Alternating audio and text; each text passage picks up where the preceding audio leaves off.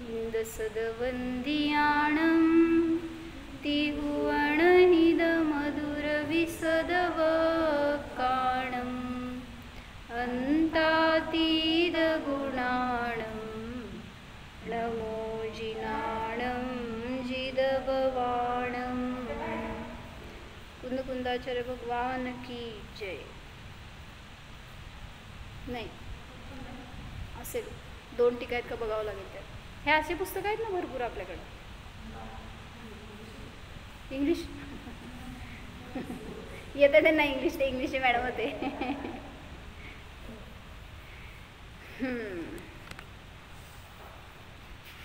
तर पंचास्तिकामध्ये 99 नंबरची गाथा झाली होती. संगीता काकी रिवाईज करताय का काय झालं होतं? चुलिका सांगितली. काय सांगितलं त्याच्यामध्ये? द्रव्य 6 आहेत, त्याच्यामध्ये अस्तिकाय किती आहेत, मूर्तिक किती आहेत, अमूर्तिक किती आहेत, क्रियावान किती आहेत, अक्रियावान किंवा निष्क्रिय किती द्रव्य आहेत, याचं सगळं वर्णन सांगितलं. त्या अपेक्षेने भेद केले होते. तर त्यामध्ये क्रियावान किती द्रव्य आहेत सांगितलं. 2 द्रव्य क्रियाशील आहेत. कुठले कुठले? जीव आणि उद्गल द्रव्य. त्याच्यामध्ये क्रियावती शक्ती आहे ना. नको मला. तर मला त्यात काय सांगायचं होतं, थोडंसं वाचलं काल मी.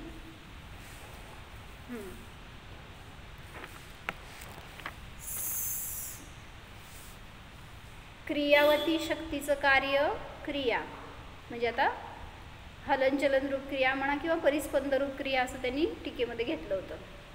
म्हणजे क्षेत्रांतर्गमनासाठी होणारी परिस्पंद रूप क्रिया ह्याला म्हणलं होतं. परिस्पंद रूप पर्याय ह्याला क्रिया म्हणलं होतं. तर त्यात 2 क्रिया घेतल्या होत्या. कुठल्या? स्वभाव क्रिया आणि विभाव क्रिया. नाही त्यात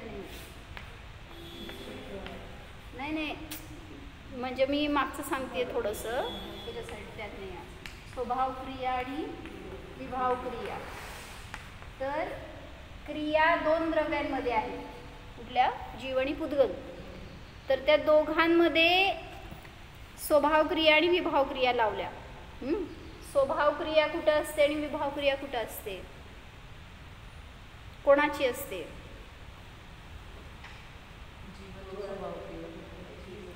का जीव विभाव क्रिया करत नाही, पुद्गल स्वभाव क्रिया करत नाही? दोघांची मध्ये दोन्ही पण क्रिया आहेत. फक्त कुठं लावायचं ते सांगा मला. कसं, कधी, कसं म्हणायचं? परमाणूचं जेव्हा गमन होतं तेव्हा त्याला म्हणायचं स्वभाव क्रिया. परमाणू शुद्ध अवस्थेमध्ये आहे म्हणून त्याची क्रिया ही स्वभाव क्रिया. आणि स्कंदाची जे काही गमन आहे, हालचाल आहे, ते त्याच्यामध्ये होणारं परिस्पंदन आहे त्याला म्हटलं विभाव क्रिया. जीवामध्ये सांगा.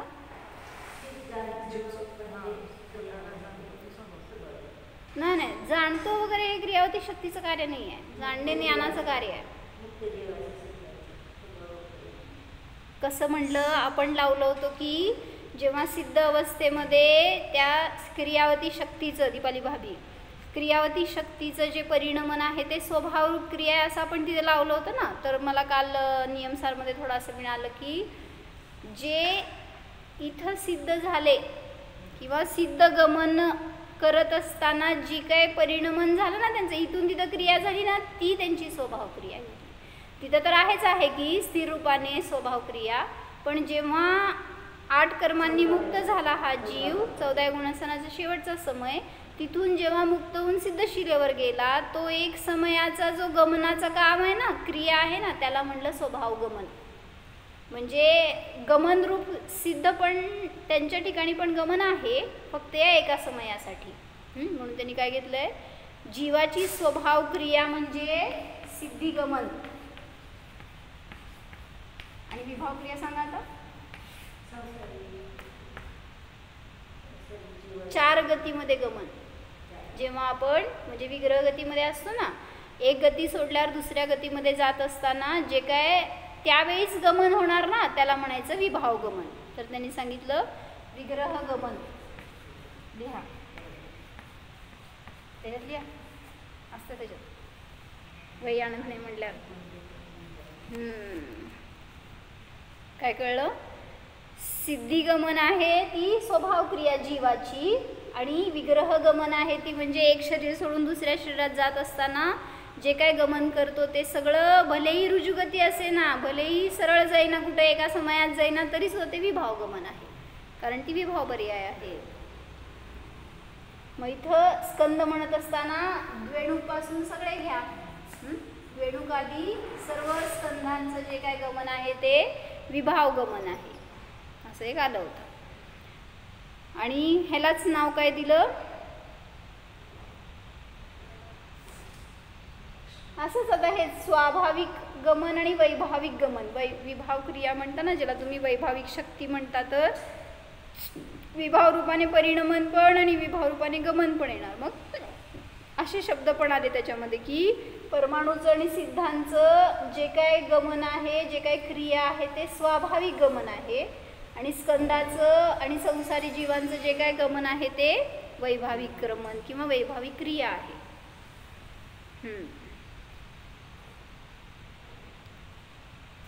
ह्यालाच अजून नावं दिली दोन, जे आपण शब्दाचे दोन भेद करतो ना. कुठले शब्द?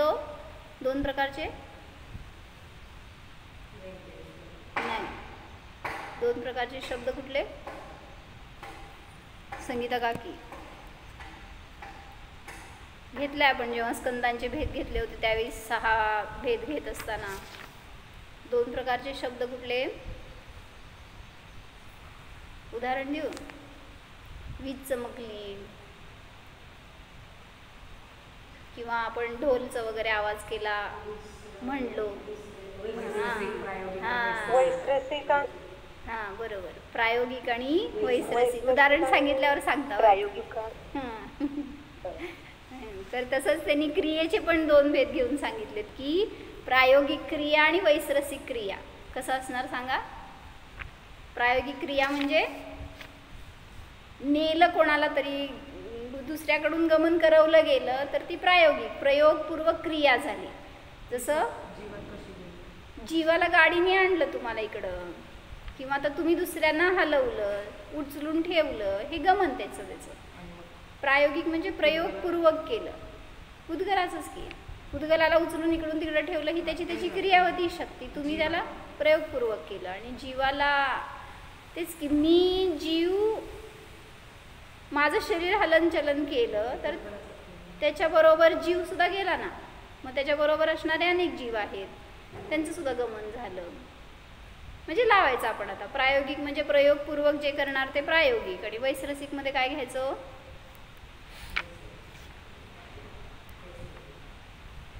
बहुतेक त्यांनी ते पुद्गलातच दोन घेतलेत, प्रायोगिक आणि वैश्रसिक. असं काय जीवामध्ये, जीवाचं स्वतंत्र गमन तर फक्त सिद्धांमध्येच दाखवू शकतो, इतर वेळेस तर सगळं पुद्गलाच्या सहज आहे.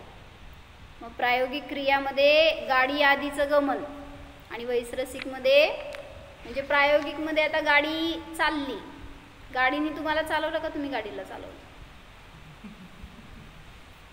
गाडीने तुम्हाला आणलं का तुम्ही गाडीला? म्हणजे आता असं प्रयोग आपण काय करतो त्याच्यानुसार समजून घ्यायचं. आणि वैश्रसिकमध्ये मेघ चाललेत ना, मेघांची जी काही क्रिया आहे ती त्याला म्हणलं वैश्रसिक, त्याच्यामध्ये कोणाचा व्यापार नाही आहे. तर असं त्यांनी दोन भेद केले होते, ते एक चांगलं काल वाचायला मिळालं होतं. पुढच्या 99 गाथेमध्ये आपण बघितलं होतं की इंद्रिय ग्राह्य विषय जे आहेत ते मूर्तिक आहेत आणि शेष सर्व द्रव्य अमूर्तिक आहेत. इंद्रिय ग्राह्य विषयामध्ये फक्त पुद्गल द्रव्य येतं, बाकी कुठलीही द्रव्य येत नाहीत. मग काल आम्ही असं विशेष घेतलं होतं की प्रत्येक द्रव्य जे काही स्वभाव रूपाने परिणमन करत आहे ते इंद्रियाचा विषय बनू शकत नाही, कुठलंही द्रव्य असू देत. मग जे जे स्वभाव परिणमन करत आहे ते इंद्रियांचा विषय नसतं. टॅली करा. जीव स्वभावरूप परिणमन करणारे सिद्ध ते कुठं तुमच्या इंद्रियांचा विषय आहेत. पुद्गल परमाणूसुद्धा जेव्हा स्वभाव रूपामध्ये आहे त्यावेळेस तो पण इंद्रिय ग्राह्य नाही. तिसरं धर्मद्रव्य, अधर्मद्रव्य, आकाशद्रव्य, कालद्रव्य तर अतिंद्रियच आहे, त्यामुळे ते काय इंद्रियाने ग्रहण होणार नाहीत आणि त्यांच्यामध्ये विभाव परिणमन नाही आहे. म्हणून जे जे द्रव्य स्वभाव रूपाने परिणमन करतात ते इंद्रिय ग्राह्य नाहीत. इंद्रिय कशाला म्हणायचं? प्रवेशिकेची व्याख्या आहे. इंद्रिय माहित आहेत? इंद्रिय आहेत आपल्याकडं. इंद्रिय कशाला म्हणायचं? दीपाली भाभी इंद्रिय कशाला म्हणायचं? काय सुट्टी आहे का? लोक कुठे गेली सगळी? नाही, मी लवकर आली आहे त्यामुळे असं कोणाला लक्षातच येत नाही. बरं, आमच्याकडे ऑनलाईन असणारे सगळे ऑफलाईन बसलेत म्हणून लवकर झाले आमचं. इंद्रिय कशाला म्हणायचं? जीवाला ज्ञान होण्यामध्ये जे निमित्त. इंद्रिय असं काहीतरी डेफिनेशन आहे ना? काय काय बोला, ऐकू येते दीदी? हा आलं, बोला काय म्हणताय?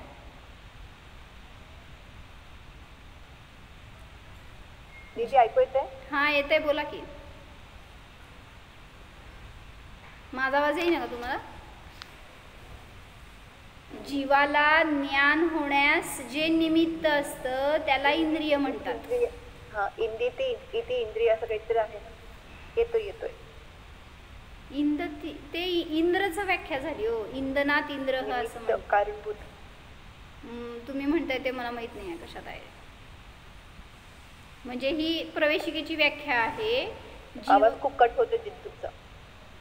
जीवाला ज्ञान होण्यामध्ये जे निमित्त असतं त्याला इंद्रिय म्हणतात.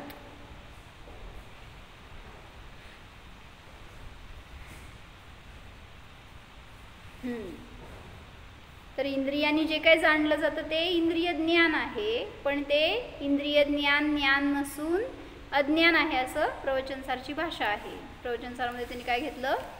इंद्रिय ज्ञान हे अज्ञान आहे आणि जे अतिंद्रिय ज्ञान आहे तेच वास्तविक ज्ञान आहे. आत्म्याला जाणताना इंद्रियांचा वापर नाही, त्याप्रमाणे मनाचा सुद्धा वापर होत नाही. जर मन आणि इंद्रियांचा अजून तुमच्याकडे अवलंबन असेल तर आत्मा जाणीवेत येणार नाही. मग परवा आला होता ना प्रश्न की मन एकदेश खंडित होतं म्हणजे काय होतं? जेव्हा आत्म्याला जाणतो त्यावेळेस मन एकदेश खंडित होतं म्हणलं ना. म्हणजे काय होतं? असं नाही की अर्ध खंडित झालंय अर्ध चालू आहे त्याचा व्यापार असं म्हणता येणार नाही. कारण जिथं जिथं मनाचा व्यापार आहे तिथं संकल्प विकल्प असणार आणि जेव्हा तुम्ही आत्म्याला जाणणार आहे त्या समयामध्ये निर्विकल्प दशा आहे. मग जर मनाचं कार्य चालू आहे म्हणला तर तिथं चंचलता असणार. मग निश्चल कसं राहू शकणार? म्हणजे ज्ञान स्थिर स्वभावाला कसं जाणू शकणार? मग खंडित झालं म्हणजे काय झालं? तर दाखवलं होतं परवा. काय कुठं गेलं?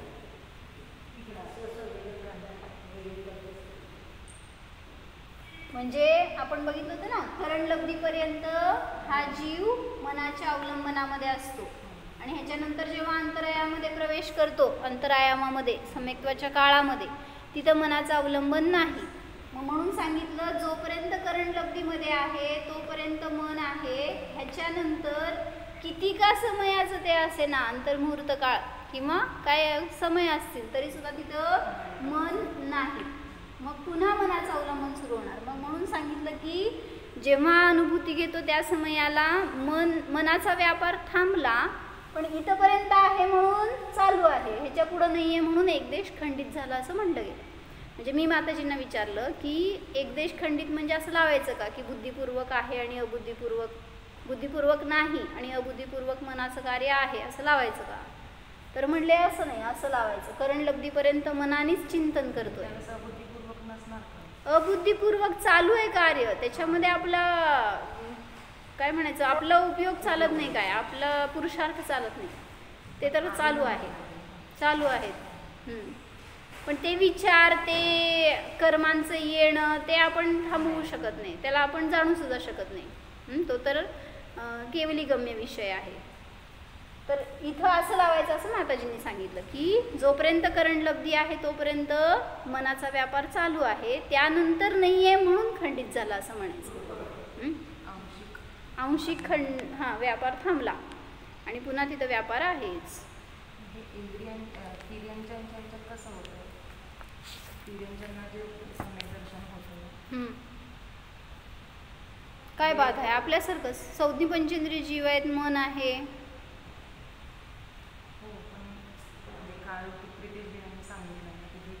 त्याच्यात असं आलं होतं की तुच्छ अल्पज्ञानी तिर्यंचे अल्पज्ञानी असतात, त्यांना कसं होतं तर सामान्य की बाबा हे मी स्व आहे हे पर आहे या बेसवर सम्यक दर्शन होतं. हो ना, भावभासना होणं महत्वाचं आहे, शब्द महत्वाचे नाही आहेत. म्हणून सांगितलं ना त्यांनी की स्वाध्याय किती केला हो तिर्यंच्यांनी. मग असं काय द्रव्य आगम आहे असं नाही आहे त्यांच्यापाशी, पण भाव आगम ग्रहण झालाय ना, भावश्रुत झालाय. आपल्याला पण तसं त्या तेवढं भावभासना. हो, तेवढं झालं तरी पण होणार. नारकींना काय होतंय, स्वाध्याय करणारे जीव मॅक्झिमम फक्त मनुष्यांमध्ये आढळत आहेत, ते पण मिनिमम संख्या. सगळेच जीव स्वाध्यायीत असं नाही आहे. मग जे काही सम्यक दृष्टी जीव आहे त्या सगळ्यांमध्ये विशेष आपण का करायचं, स्थिरता ज्ञानाच्या स्थिरतेसाठी स्वाध्याय आवश्यक कशासाठी, आणि ध्यानामध्ये अवलंबन घेण्यासाठी म्हणा. जे काही तत्व तुम्ही ग्रहण करणार त्याचं अवलंबन ध्यानामध्ये घेऊ शकता, म्हणून स्वाध्यायावर. आणि तत्वाचं शेवटी ओळख पाहिजे. ज्याच्याजवळ वेळ नाही आहे, समजा कोणी आता समाधी साधू लागले, त्यांना तुम्ही तत्व शिकवत बसला तर उपयोग नाही आहे. त्यांना गाभा द्या तर ते स्वतःपर्यंत जाऊ शकतात. बरोबर बरोबर. म्हणून तर भेदविज्ञान एवढं करणं महत्त्वाचं आहे. मग ते कसंही करा तुम्ही, थोड्यातून समजत नाही आजकाल म्हणून विस्तार करून सांगावा लागला. 4 अनुयोग का सांगावे लागले. 4 अनुयोगाचं सार एवढंच आहे की आत्म्याला जाणा, मी आत्मा आहे हे ग्रहण करा. पण तेवढं करू शकत नाही म्हणून सगळी द्वादशांग रचना करावी लागली. मग कोणाला अशा रूपाने स्थिरता होईल, कोणाला त्याच्यातून कुठल्याही पद्धतीने, ज्याचं जसं क्षयक्षम तसं, ज्याची जशी रुची तशी. इवन नारकीसुद्धा आता कशाने करतात हो सम्यक दर्शन. कुठला स्वाध्याय झालाय, कुठलं जिनोपदेश मिळालाय, काय देवदर्शन झालंय, कसं होत आहे सम्यक दर्शन. मग सगळीकडे फक्त सांगितलं तेवढा गाभा मिळालाय ना, जे भावश्रुत झालेला आहे ते, त्याच्यातून अनुभूती होऊ शकते. व्यवहार सम्यक दर्शन, निश्चय सम्यक दर्शन असते, तिर्यंच्यांना जे होतं असं ते व्यवहार सम्यक दर्शन असं म्हणायचं का? व्यवहार सम्यक दर्शन कशाला म्हणायचं, जे काय तुम्ही देवशास्त्र गुरूंची भक्ती करताय किंवा चिंतन करताय त्या समयामध्ये असणार तर व्यवहार सम्यक दर्शन. अनुभूती ही निश्चय सम्यक दर्शनच आहे, आणि निश्चय सम्यक दर्शन पूर्वकच व्यवहार सम्यक दर्शन होतं. मग ज्याला अनुभव झाला नाही आहे त्याला म्हणलं जाईल, कुठं कुठं शास्त्रामध्ये सराग सम्यक दृष्टी म्हणतात प्रथम गुणस्थानवरतीला पण, किंवा व्यवहार सम्यक दर्शन आहे म्हणतात. पण कशा अपेक्षेने सन्मुख झालाय तो, किंवा काय करतोय आत्ता अजून. जसं करणलब्धीपर्यंतच्या जीवाला पण तुम्ही सराग सम्यक दृष्टी म्हणलं, कुठं कोणी सूक्ष्म परसमय म्हणलं, असे शब्द येतात कुठं कुठं कसे आहेत. म्हणजे तो जीव आता उन्मुख झालाय, होईल, किंवा तो आता अजून अभ्यास करतोय, तर त्याला व्यवहार सम्यक दर्शन आहे म्हणलंच आहे. पण तो मोक्ष मार्ग नाही. मग जो निश्चय सम्यक दर्शन पूर्वक करतोय ना सगळ्या क्रिया, तर तो अजून मोक्ष मार्गस्थ आहे. म्हणून 7वं गुणस्थान पहिलं सांगितलं. 6वी गाथा म्हणा बघू समयसारची. नवी होदी नपमतो जाण गो दुजो भाओ एवं म्हणंती शुद्धम ना दुजो सुदुसो चेव. ह्याच्यामध्ये पहिल्यांदा काय सांगितलं, नवी होदी अपमत्तो. मग अप्रमत्त नाही आणि प्रमत्त नाही. मग पहिल्यांदा अप्रमत्त शब्द का वापरला, कारण जो जीव चढतो ना गुणस्थान, चढत असताना पहिल्यांदा 7वं गुणस्थान येतं आणि नंतर 6वं गुणस्थान येतं. म्हणजे निर्विकल्प पण नाही, सविकल्प पण नाही, हे सगळे विचार आहेत, विकल्प आहेत, भेद आहेत. मग त्याच्या पण अतीत मी आहे हे जिथं जाणणार तिथं भावभासना होणार आहे. कशासाठी सांगितलं, म्हणजे निश्चय सम्यक दर्शन पूर्वकच व्यवहार सम्यक दर्शन म्हणलं जातं खरं, अन्यथा उपचार आहे सगळं, म्हणजे तो मोक्ष मार्ग नाही हे सांगितलं. त्याच्यानंतर काहीतरी विचारलं तुम्ही, कशासाठी सांगितलं. म्हणजे निश्चित त्याला व्यवहार सम्यक दर्शन म्हणलं जाईल का असं जे आहे त्यांना त्यांचं निश्चय सम्यक दर्शनच म्हणायचं ना. मग ते जर अनुभव घेतला तर निश्चय सम्यक दर्शनच आहे.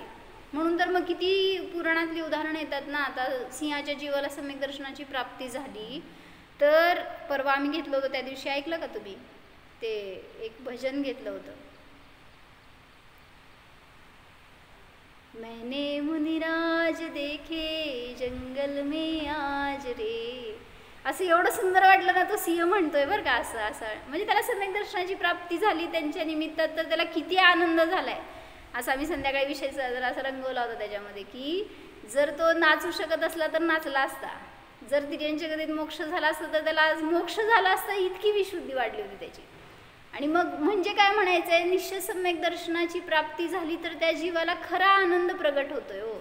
मग तिथं बाहेर सहज पाळलं जातं जे काय असेल ते कोण सांगावं लागलं त्याला अभक्ष खाऊ नको किंवा तू प्रासूक जलाचं वगैरे ग्रहण कर, हे सांगावं लागणार नाही. तिथं सहज जीवदया प्रगटते. कारण मी जीव आहे समजलं तर बाकीच्या जीवांना पण मग त्यांना तसंच जगायचं आहे, त्यांना पण तसा अधिकार आहे. मी का त्यांना मारावं, त्यांचं हिंसा करून मला काय मिळणार आहे. म्हणजे सहज त्याची परिणती बदलत जाते. तिथं पुरुषार्थ सांगावा लागत नाही काय करायचं. तो क्वालिटी महत्त्वाची. निर्विकल्पता ही सगळ्यांची एक क्वालिटी आहे. म्हणूनच त्यात घेतलं होतं ना काल, श्रुतज्ञान असेल किंवा केवल ज्ञान असेल, दोन्ही समान आहेत क्वालिटीच्या अपेक्षेने, कारण दोन्हींचा विषय एक आहे, पण क्वांटिटी म्हणजे दृढता डिफरंट आहे. म्हणून तुम्हाला समजून घेताना कमी जास्त होईल, कमी जास्त स्थिर राहू शकाल त्यात, ही गोष्ट वेगळी. पण जे विषय मिळाला आहे ना, सिद्धांचा जो विषय आहे तो माझा विषय. मग माझ्याजवळ असताना का मी स्वतःला कमी समजायचं आहे. मी सुद्धा माझ्यासमोर पण साक्षात भावलिंगी संत आहेत. ऐसे मुनिराज देखे आहे, थोडंसं काढलंय माझ्याकडं डायरीत बघा, आहे बहुतेक आता एका कुठल्या तरी सिंहाच्या जीवाचं काहीतरी लिहिलेलं आहे मी, असं नाव बहुतेक. म्हणजे त्या जीवाला काय आनंद झाला असं ते ज्यांनी सांगितलं ना, त्यांच्या शब्दात अजून छान वाटलं की खरोखर काय तो जीव आनंदी झाला असेल. मी हे सांगत होते की सगळ्या तिर्यंच्या ज्या पुराणात कथा आल्या ना, सगळ्यांच्या ठिकाणी हे समजतं की जेव्हा सम्यक दर्शनाची प्राप्ती झाली त्यांचं जीवन आपोआप परिवर्तित झालं पुढचं. जसं त्या सापाला सांगितलं, बोध दिला, किंवा नाही सम्यक दर्शन झालं असं म्हणायचं नाही मला, त्याला बोध दिला, किंवा त्या कुत्र्याला नमोकार मंत्र दिला, परिवर्तित झालं का नाही हो जीवन. त्या बैलाचं समाधी मरण साधलं पद्मनाभ श्रेष्ठींनी. म्हणजे असं अनेक तिर्यंच्यांचं समजून येतं. मग तिथं काय त्यांना म्हणून जिनवाणीचं ज्ञान होतं, पण समजलं ना आत्मा काय आहे, काही आवश्यकता नाही आहे ॲक्च्युली ह्याची. जेव्हा अनुभव करतो ना, काय माझ्या ज्ञानामध्ये सगळं असतं असं नाही आहे, बस आत्मा भिन्न एवढी जाणीव असती ना, तीच बास आहे. आणि ती एक अनुभूती एवढी मस्त असती ना की बाकीचे विकल्प थांबतात त्यावेळेस. मग म्हणून म्हणायचे त्याच्यासाठी पुरुषार्थ करा. बाकीचं काय आपल्याला होईल, हळूहळू होईल, राहील नाही राहील त्याचं क्षयक्षम ते पण विकल्प नको आपल्याला. काय माझा एक प्रश्न थोडा आहे, त्याच्यापेक्षा वेगळा आहे मला. जेव्हा आपण करण लब्धीतनं सम्यक दर्शनाची आता प्राप्ती होणार, त्या समयाला पहिले मतिज्ञान होतं की मतिज्ञानामध्ये मग पहिलं अवग्रह असतं. मग त्या अवग्रहामध्येच सम्यक दर्शन आहे? नाही, अवयामध्येच. अवग्रह ही हा हे अनिर्णित ज्ञान आहे, अवयामध्येच सम्यक दर्शन असतं. पण मग अवग्रहामध्ये काय होतं, म्हणजे प्रोसेस आहे ती बस एक पुढं सरकण्याची. जेव्हा ज्या विषयाला पहिला समय, करण लब्धीनंतरचा जो पहिला समय असतो तिथं सम्यक दर्शन नाही आहे. पहिला समय म्हणायचं नाही त्याला, आता किती फास्ट आहे ते, असं काही तुम्हाला समयामध्ये पण नाही आहे. हो, जोपर्यंत निर्णय नाही तोपर्यंत सम्यक दर्शन नाही. तो सम्यक्त्वाचा काळ आहे. मामांनी सांगितलं होतं ना, काल परवा आम्ही घेतलं होतं एक दिवस, हे 5 भेद घेतले होते. करण लब्धीतून वर जाणाऱ्या जीवाला काय काय असतं. म्हणजे आता कोणी जीव आहे हा ही करण लब्धीचा शेवटचा समय, कोणी जीव आहे इथं शेवटच्या समयामध्ये मतिज्ञानात असेल तर इथं श्रुतज्ञानात जाऊन अनुभूती करणार. कोणी जीव आहे इथं श्रुतज्ञानात तर इथून श्रुतातून श्रुतात जाईल आणि अनुभूती करेल, बरोबर. कोणी जीव दर्शनोपयोगात आहे तर इथं मतिज्ञानात जाऊन अनुभूती करेल. पण तुमच्या शंकेप्रमाणे त्यांना काय शंका आहे की जेव्हा दर्शनोपयोगातून पुढं सरकणार, कुठल्या विषयाचा निर्णय करणार, त्यावेळेस पहिल्यांदा दर्शनोपयोगानंतर अवग्रह होतो, मग मग अवाय होतो. मग अवग्रहामध्ये निर्णय होतो का, अवग्रहामध्ये अनुभूती होते का, असं त्यांची शंका आहे. जोपर्यंत निर्णय नाही तोपर्यंत मिथ्यात्वच आहे. मिथ्यात्व म्हणायचं नाही त्याला आता, कारण ते मिथ्यात्वाचा उदय थांबलाय तिथं तेवढ्या वेळासाठी. मग एक तर मिथ्यात्व असेल पण किंवा ऐका की, थांबा माझं पण होतं. म्हणजे इथं हा जीव श्रुत ज्ञानात आहे, म्हणजे ही शंका आली होती माझ्यापर्यंत कोणाकडून तरी, आणि मी आमांबरोबर पण झगडाझगडी केली होती त्यासाठी. तर इथं हा जीव श्रुत ज्ञानात आहे, तर समजा ह्याच्यानंतर हा जीव दर्शन उपयोगामध्ये जाऊ शकतो, आणि ह्याच्यानंतर मती ज्ञानात जाणार. पहिल्यांदा श्रुत ज्ञानानंतर हे खाली कुश्रुत ना, म्हणजे कुश्रुतच अजून सम्यक दृष्टी नाहीये तोपर्यंत करण लब्धी आहे ही म्हणल्यावर कुश्रुत ज्ञानच आहे इथपर्यंत. मग ह्याच्यानंतर दर्शनोपयोगात गेला, हा आहे सम्यक्त्वाचा काळ. काळ आहे, सम्यक दर्शन म्हणेन आम्ही, सम्यक्त्वाचा काळ आहे. तर जेव्हा श्रुत ज्ञानातून दर्शनोपयोगात गेला, दर्शनोपयोगामध्ये निर्णय नाही, तो तर निर्विचार स्वसंवेदन प्रत्यक्ष आहे फक्त. तिथं वस्तूचा निर्णय नाही आहे. मग इथं पण सम्यक दर्शन नाही आहे अजून. मग ह्याच्यानंतर जेव्हा मती ज्ञानात प्रवेश करणार तेव्हा निर्णय करणार आणि त्यावेळेस जाणणार. मग तसंच इथं पण घेणार, दर्शनोपयोगातून जेव्हा निर्णय करणार तेव्हाच त्याला सम्यक दर्शनाची प्राप्ती झाली म्हणायचं. अवग्रह ह्यामध्ये उन्मुख झालाय अजून, निराकार निराकारच आहे ना ते, तिथं ना सम्यक म्हणजे मिथ्या आहे ना सम्यक आहे. बरोबर आहे. मग त्याच्या नंतरचा लगतचा समय जो अवग्रह आहे तो उन्मुख झालेला परिणाम आहे, पण अजून निर्णयाची दशा तिथं नाही आहे. जसं आपण महाराजांनी दाखवलं, दुसरं काही नाव असणार, एक तर म्हणजे मिथ्या असेल नाही तर सम्यक असेल ना, म्हणजे मिथ्या दर्शन नाही, सम्यक दृष्टीच होतोय जस्ट आता. तो फक्त निर्णय करायचा बाकी राहिलाय. असा किती काळ जाणार त्याच्यामध्ये? अवग्रह हा पण त्याला काहीतरी एक मध्ये पर्टिक्युलर युगपत्र होत नाही ते, म्हणजे सर्वज्ञांसारखे, पण मग तिथं त्याला काही नाव नाही. बरं, शंका समजली का हो त्यांना तुम्हाला? म्हणजे त्यांना याच्यामध्ये मध्ये घुसायचं बरं का. जेव्हा दर्शनोपयोग झाला त्याच्यानंतर अवग्रह होतो. अवग्रह हा अवाय, दर्शनोपयोगानंतर अवग्रह इहा आणि अवाय होणार. अवायामध्ये निर्णय होतो, तर त्यांना म्हणायचं आहे अवग्रह इहामध्ये हा जीव सम्यक दृष्टी आहे का मिथ्या दृष्टी आहे? शैला ते सांगा. अवग्रहमध्ये निर्णय आहे म्हणजे आहे, अनिर्णित पण नाहीये. बरोबर आहे की ते कसं जे संशय ज्ञान आहे तसं नाहीये, किंवा मिथ्या दृष्टीचं जसं अवग्रह धरणार तसा पण नाहीये तिथं आता. म्हणजे पराशी एकत्व करून तशा रूपाचं पण अवग्रह नाहीये तो, पण निर्णयाकडे झुकलेला आहे असंच म्हणणार. पण निर्णय अवायातच. अवायमध्ये इहाचा विशेषपूर्वक निर्णय आहे. बरोबर, इहामध्ये विशेष जाणलं, इच्छा झाली अजून तिथं, त्याचा अवायमध्ये निर्णय होतो. पण मग याच्यात पण तर मग निर्णय आहे म्हणजे ते राजवार्तिक मध्ये घेतलं त्यांनी की सर्वथा अनिर्णित आहे असं पण म्हणायचं नाही ते दोन ज्ञान, आणि सर्वथा संशय रूप मिथ्या रूप आहेत, विपरीत रूप आहेत असं पण नाही म्हणायचं. म्हणजे ज्या वस्तूकडे झुकलंय त्या वस्तूच्या निर्णयाप्रत चाललेलं ते ज्ञान आहे. त्यामुळं ते आहे त्याच्यामध्ये. संशय तर नाही आहे. अवग्रह म्हणजे संशय नाही आहे, इहा म्हणजे संशय नाही आहे, म्हणजेच निर्णित ज्ञान आहेत. संशय विपर्य हे अनिर्णित प्रमाण ज्ञान आहेत, पण अवग्रह इहा हे प्रमाण ज्ञान आहेत.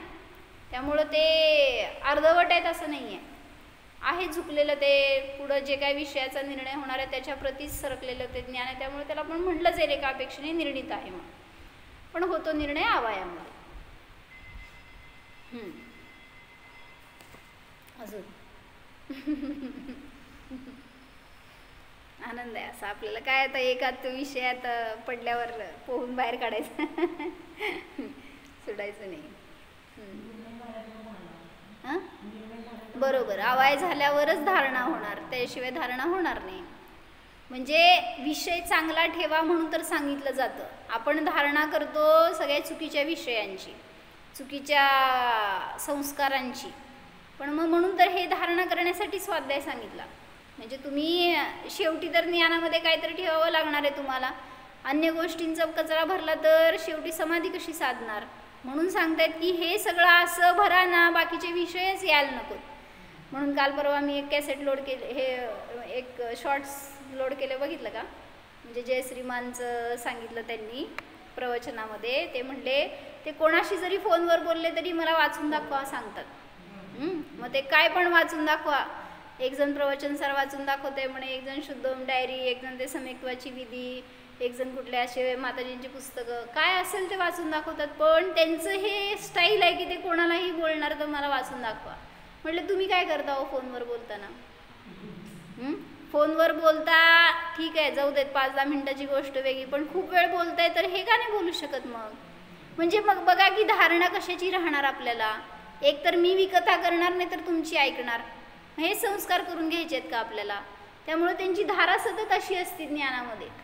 मग ते कोणाशी पण कोण भेटले बोलले तरी सुद्धा स्वाध्याय करा किंवा ध्यान करा, हे अनुभव करा, ह्याच्यात हे वाचलेलं छान आहे, हेच सांगतात ते. आपण काय काय सांगतो सांगा? माहेरी राहायला काय काय सांगितलं आणि काय काय ऐकला. मोहाची चर्चा करणारे सगळे येतो. फक्त हे वितरागतेचे संस्कार किती आवश्यक आहेत. मग आम्हाला पण ते किती वेळा असं सांगतात की या पुस्तकात हे वाचलेलं मी छान आहे, हे प्रकरण वाचा, किंवा मला कुठं काय जर अडलं ना तर त्यांच्याकडनं मला कधी कधी रेफरन्स मिळतो. म्हणजे आज ती शेवटी धारणा अशी ठेवायची आहे आपल्याला पुरुषार्थ करायचा आहे त्याच्यात. मग असंच दीपाली भाभी पण आमच्याकडे आहेत, ते त्यांचा उपयोग किती चांगला करून घेतात ते. बाकी सगळेजण आपण सगळी अनुकूलता असताना धर्मामध्ये जास्त उपयोग लावत नाही, पण लावायला पाहिजे. त्याच्याशिवाय आपलं मरण आपल्या समोर आहे हो, कसं करणार आहे आपण स्वतः ठरवा, आणि पुढची गती काय मिळणार आहे हे त्याच्यावरनं समजतं. ज्ञान ह्याच्यासाठी करून घ्यायचं की काय काय केलंय, काय काय भोगतोय आणि काय काय भोगणार आहे पुढं. म्हणून ते सांगितलं ना, ह्याच्यामध्ये पण आलं, परवा मी भजन शेअर केलं होतं सगळ्यांना. नरको में देव देते थे जो वेदना, छोड़ दो करते थे याचना, फिर भी बेरहमी से हमको दी वेदना, कितनी पीड़ा हुई कितना था भोगना. असं एक सुंदर वाटत ना जर त्यात भाव समजला ना त्यातनं. मग ते काय पण असू दे, तुमची पूजा असू दे. आज मला पूजेमध्ये पण फार आनंद आला बरं का. बरं जाऊ दे, आपला विषय नको. म्हणजे आपण शेवटी उपयोग लावायला पाहिजे. स्वाध्याय जे करतो त्यातून सुद्धा, किंवा काय तुम्ही ध्यान करत असताय, भजन म्हणत असताय, स्तोत्र म्हणत असताय. मग काल आमच्या आईवडिलांचं संयोग दिवस होता हो, म्हणून मी त्यांना संध्याकाळी असं जरासं संबोधन केलं. म्हटलं झाला योगायोगाने संयोग तर एकमेकांच्या धर्मवृद्धीमध्ये कारण ठरा, एकमेकाला धर्मात दृढ करा. मग संध्याकाळी मी पप्पांना विचारलं आमच्या, म्हटलं काय संकल्प केला नवीन 1 वर्षाचा? म्हटलं काय करू सांग. म्हटलं विचारतात बरं का, आपण करत नाही काय, पण विचारतात ठीक आहे म्हटलं. ते प्रक्षाळा करत होते, सोडून दिले, मंदिरात जाऊन करत होते. भक्ताबर म्हणत होते जाऊन मंदिरात, ते पण सोडून दिलं. आता जय श्रीमान बरोबर स्वाध्याय करतात रात्री. पण ते पण असंच, कधी केलं कधी सोडलं, उशीर झालं म्हणतात वगैरे. म्हटलं त्यांना जाऊ देत, पराधीनता नको. तुम्ही घरी असताना दोघांच्या निमित्तात, आता सध्या दोघंच आहेत घरी, त्यामुळं त्यांना म्हटलं दोघं बसा आणि 10 मिनिटासाठी काहीतरी म्हणा, भक्ती म्हणा, स्तोत्र म्हणा, स्वाध्याय करा, काहीतरी असू देत, पण दिवसभरातले 10 मिनिटं एकत्र बसून एकमेकांचं धर्मामध्ये स्थितीकरण करा. जेणेकरून आपण एकमेकांना सांगणार नाही तर कोण सांगणार आहे हो. आणि आपल्यासाठी आहे, दुसऱ्यासाठी पण नाही. मग असं काहीतरी नवीन संकल्प करू शकतो. तुमचं हॅप्पी ॲनिव्हर्सरी करण्यापेक्षा, हॅप्पी बर्थडे करण्यापेक्षा हे करणं चांगलं. म्हणजे ज्याच्यातून धर्माची वृद्धी व्हावी. आपण आपल्यासाठी आणि इतरांना पण त्या धर्मामध्ये दृढ करण्यासाठी, स्थिर करण्यासाठी. नाहीतर काहीतरी कशाय तरी झालेले असतात, काय संकलेश झालेले असतात, याच्या निमित्तात ते विरघळू शकतात, किंवा उपयोग बदलू शकतो, किंवा काय म्हणायचं शेवटी घरातलं वातावरण बदलतं, तसे आपल्यावर संस्कार होतात. ह्याच्यासाठी बरं म्हणलेत, काय करतात माहीत नाही. बरं चला अजून. तर हे मी सांगत होते की इंद्रिय ज्ञान ज्ञान नसून अज्ञान आहे असं प्रवचनसारच्या गाथांमध्ये त्यांनी सांगितलं. म्हणून इंद्रिय ज्ञानामध्ये अडकू नका, इंद्रियांच्याद्वारे स्वतःला जाणण्याचा प्रयत्न करू नका. ते ज्ञान नसून, म्हणजे जरी तुम्ही करणलब्धीपर्यंत इंद्रियांचं अवलंबन घेताय ना, अज्ञानातच आहात. कारण असं एक विचार आला होता बरं का एकदा, की सुईमध्ये धागा ओवला तुम्ही आणि त्या सुईला तुम्हाला बाहेर काढायचं आहे कपड्यातून. कसं काढणार हो?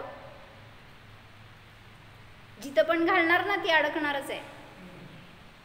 मग तसं तुम्हाला आत्म्यापर्यंत जायचं आहे किंवा आत्म्याला बाहेर काढायचं आहे. तुम्ही इंद्रियातून घुसून आत्म्यापर्यंत गेल्यावर अडकवलं का सोडलं? म्हणजे जसं ती शिवण घातली, तुम्हाला वाटतं मी बाहेर काढल्यात, ती सुई काढली, पण अडकवलंय उलट तुम्ही. तसं तुम्ही तुमचा उपयोग इंद्रियातून आत घातलाय आणि आत्म्याला धरताय. उलट काय झालं? अजून अडकला जात. म्हणजे सांगायचं म्हणून की निरालंब असावं जे काय तुम्ही स्वतःला जाणण्याचा पुरुषार्थ. हां, त्यात सुईत दोरा नसलं तर निघते असं. हो, म्हणजे दोऱ्यात अडकवली आहे तर तो अडकणारच, तसं इंद्रियात अडकलाय तर अडकणारच तुम्ही. म्हणून असं कुठल्या गोष्टीमध्ये अडकू नका आणि कुठल्या अवलंबनाने आत्म्यापर्यंत जाण्याचा प्रयत्न करू नका, तो आत्मा मिळणार नाही. म्हणून असं निरालंब स्वरूप आहे, सहजतेने जाणवत येऊ शकतो, त्याचा अनुभव करणं आवश्यक आहे. जोपर्यंत इंद्रिय ज्ञानाला धरणार तोपर्यंत अज्ञान आहे. करणलब्धीतला जीव ठीक आहे, तो प्राप्त होणारच आहे, पण प्रायोग्य लब्धीपर्यंतचा जीव अज्ञानीच आहे. त्याला कोणी ज्ञानी बनवू शकत नाही. तो स्वतःसुद्धा स्वतःला ज्ञानी बनवू शकत नाही जोपर्यंत अनुभव करणार नाही. म्हणून इंद्रिय ज्ञान हे किती काय काय उपमा दिलेत त्याला. विष आहे, काय म्हणलं अजून, इंद्रिय ज्ञान हे व्यसन आहे, असे अनेक त्यांनी उपमा देऊन सोडवण्याचा प्रयत्न केला आहे. पण आपल्याला इंद्रियातून पाहिल्याशिवाय ऐकल्याशिवाय करमत नाही. म्हणून सांगतायत की थोडंसं अतिंद्रिय व्हा, थोडंसं ध्यानासाठी उपयोग लावा, तर त्यातून आपल्याला पण आनंद येणार. तर एका वाक्यात असं सांगितलं, प्रत्येक ज्ञान जे येते, ज्ञान पर्याय बाहेर, ती कुठल्या ना कुठल्या विषयाला धरते. म्हणजे ज्ञान हे ज्ञेयाशिवाय, ज्ञेय हे ज्ञानाशिवाय जाणले जात नाहीत. म्हणजे ज्ञान आहे तर तिथं ज्ञेय काय ना काय आहेच. तर त्यांनी असं घेतलं, दाने दाने पर लिखा है खाने वाले का नाम, हे माहिती आहे आपल्याला. तर त्यांनी म्हणलं ज्ञान ज्ञान पर लिखा है ज्ञेय का नाम. कुठलं ज्ञेय कुठल्या तरी ज्ञानामध्ये येणारच आहे, त्यामुळे ते त्या ज्ञानाचा विषय बनणार आहे. तर ते ज्ञान ज्ञान पर लिखा है ज्ञेय का नाम. प्रत्येक न्यायामध्ये काय ना काय ज्ञेय येतोच. मग तर कुठला ज्ञेय यावा हे तुमच्यावर डिपेंड आहे. म्हणून परमाणू आपल्या ज्ञानाचा विषय होऊ शकत नाही. हा आपल्या ज्ञानाचा दोष आहे का परमाणूचा दोष आहे? आपल्या ज्ञानावर आवरण आहे म्हणून आपण त्या ज्ञानाला, त्या परमाणूला ग्रहण करू शकत नाही आहे. ज्ञेयामध्ये तर प्रमेयत्व गुण आहेच, ते जाणले जाणारच, परमाणूमध्ये पण आहे. तुम्ही जाणू शकत नाही, हा तुमचा चष्म्याचा दोष आहे. इंद्रिया किंवा मन विषय बनतील, पण आपला क्षयक्षम नसेल तर जाणीवेत येणार नाही. म्हणजे इंद्रिया किंवा मन त्याला विषय बनवायला जातील एखाद्या विषयाला, पण ती वस्तू परमाणूच नाही. एखादा कुठलाही विषय असेल जो इंद्रियनिग्राह्य आहे, तो सुद्धा विषय आपण कधी जाणू शकत नाही एखाद्या वेळेस. जसं चष्मा कुठे आहे हो? इथं असतो पण कुठंच नसतो. का नसतो? ज्ञानाचा विषय बनला नाही ना तो, त्यामुळं क्षयक्षम नाही राहिला तसा म्हणा, त्यावेळेस नाही प्रगट झाला, त्यामुळं ती वस्तू ज्ञानात येत नाही. हा आपल्या ज्ञानाचा दोष आहे. म्हणून सांगितलं त्या ज्ञानाने आपल्या ज्ञानाला ज्ञेय करा, आपल्या आत्म्याला ज्ञेय करा. त्यासाठी कुठं दूर जायची गरज नाही आहे, सगळं आपल्या जवळ आहे. म्हणून त्या ज्ञानाने स्वतःला जाणलं तर आपल्याला पण अनुभव सहज होऊ शकतो. और कुछ? बहुत कुछ. जेव्हाच तेव्हा विचारायचं म्हणजे चालतंय. असं सगळ्यांनाच असतो शंका, काय ना काय. उलट त्या निमित्तात खुलासा होतो. ओम जाणा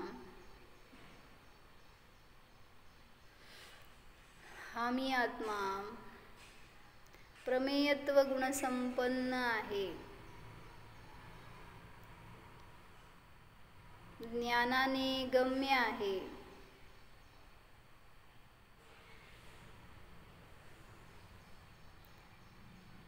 या आत्म्याला जाणण्यासाठी मला पराची आवश्यकता नाहीच. इंद्रियांची अपेक्षा नाही, शब्दाची अपेक्षा नाही, परद्रव्याची अपेक्षा नाहीच. स्वाधीन आहे मी, स्वावलंबी आहे, स्वयंभू आहे जाणा. अतींद्रिय आनंद भोगा.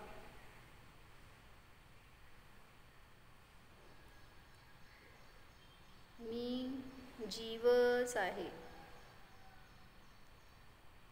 ओम.